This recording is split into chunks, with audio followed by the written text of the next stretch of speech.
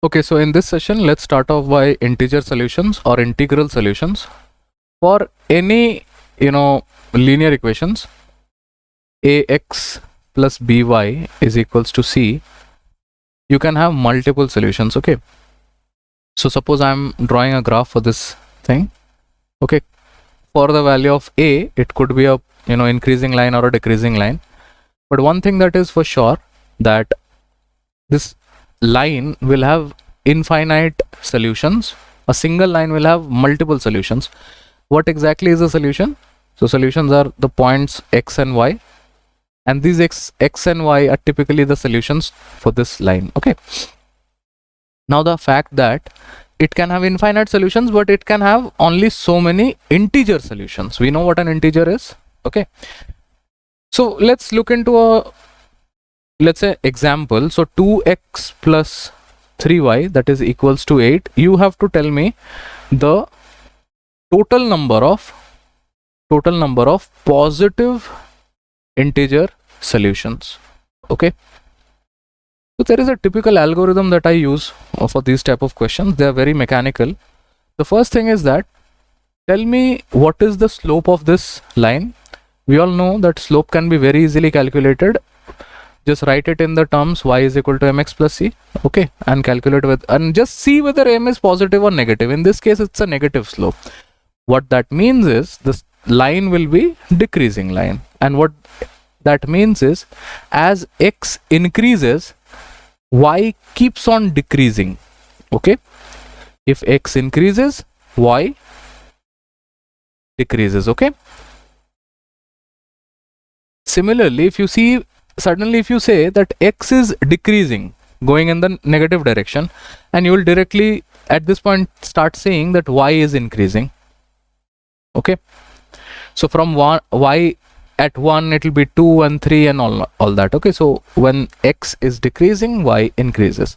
So this is a sort of an algorithm that I keep in check that helps students understand why the increment, decrement and all that business happens. Because when you get the first solution, so suppose I get the first solution, I can now say that x will decrease and y will increase, and the increment decrement will happen for x. The decrement will happen in the steps of the coefficient of y, and for y the increment will happens in the steps of the coefficient of x. I hope that makes sense. Now let's quickly find out the first solution, any solution. So just jot down for y equals to 0, this is going to be 4, x is going to be 4. Now the next solution, I don't really need to do anything. I just need to subtract 3 from 4 and get a 1, because I'm decreasing x and I'm increasing this thing, so I'll have a 2. The next possible number contender will be, I'll decrease it again by 3, so this will go into the negative domain. So this is going to be 3 minus 1, that is minus 2, and for this one it is going to be 4. Now please understand that the idea is we have to calculate the positive integral solutions. So 1 and 2 is the only solution pair that is acceptable. So it is not that always we have to have two equations and when we simultaneously solve them, we'll get a solution. We can get integer solutions with just one equation. Provided you know the slope of the line, you can predict that very quickly.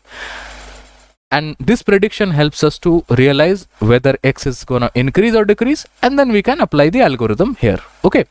Now let's take a little difficult sort of a question. In this question, I will have the first two things exactly similar, 2x plus 3y. Just let's increase the coefficient or the constant term to 763. Okay. Here you will realize that because 763 is an odd number, it definitely will not go by 2. So what I will do is I'll try and subtract 3 from it, so I'll get 760. So the first solution pair can come at when y is 1. When y is 1, this is 760, half of that is 380. Now, I have asked you, rather I have told you that this is a line that is decreasing. So what I need to do is either I will increase or I will decrease x. If I, decrease y, this will go to 0 and then negative, that is not favorable. So what I will do is I'll increase y and decrease x. Again, I would like to ask you, the increment and decrement, I hope you remember, will happen in the steps of x and y. So the next possible term will be 377. Decrement is happening in the steps of y, which is 3. And for this one, it is going to be 3. Increment is happening. So you can go on, but you will realize that 1, 3, this will take a lot of time. So at this point, quickly tell me a number for y. So, let's do this for y. So x and y. I want to get a, let's say, boundary conditions for this one. Okay. So let us subtract 2 from this thing. In other words, I'm substituting x as 1. So this becomes 761. 7 and 7, 14. 14 is not divisible by 3. So x equals to 1 does not satisfy. What if x is 2? This is 4. 763 minus 4 is 759. Now what is 759? 7 and 5 is 12. 12 and 9 is 21. 21 is definitely divisible by 3. So I know that x equals to 2 satisfies. Now x equals to 2 satisfies. At x equals to 2, this number is going to be 759, and 759 divided by 3 is 253. Okay. Now at this point, you have to be careful of whether to increase x or decrease. This is a bit, complicated. That's why I keep on saying that, the slope will always help us. अगर 2 से पीछे जाएंगे तो negative आ जाएगा, 0 आ जाएगा, is not favorable. So we have to increase x and we have to decrease y. But remember, if I go one step below 2, because I need to check that whether this is a boundary condition or not. If I go one step below this thing, I will have to, subtract 3 from 2. That is not favorable. Because if I subtract 3, this will go into the negative domain. So at this point, what will happen is that I will have to add to x, and I will add 3 to it. So this will become 5, and the next term will be 255. Okay, and so on and so forth. But that is again not our concern. So the boundary condition is 2, and the end one is 380. Okay. So either at this point, what you need to tell me is how many numbers are between 2 and 3, and the difference, the common difference is obviously of 3. So if you pay some, if you do some algebra, you will find the solution, which is, you can use the idea Tn is equal to a plus n minus 1d. Tn is 380, this is 2 plus n, I have no idea, d I know is 3, so this is 378. 378 divided by 3 plus 1, that is equals to n. Now let's see if I am getting this. 2 is 6, 6 and plus 1, that is 127. So total you are getting 127 terms. So not very difficult, but then if you are a little observant, you can see another thing, which is, see, y starts from 1 and ends at 253.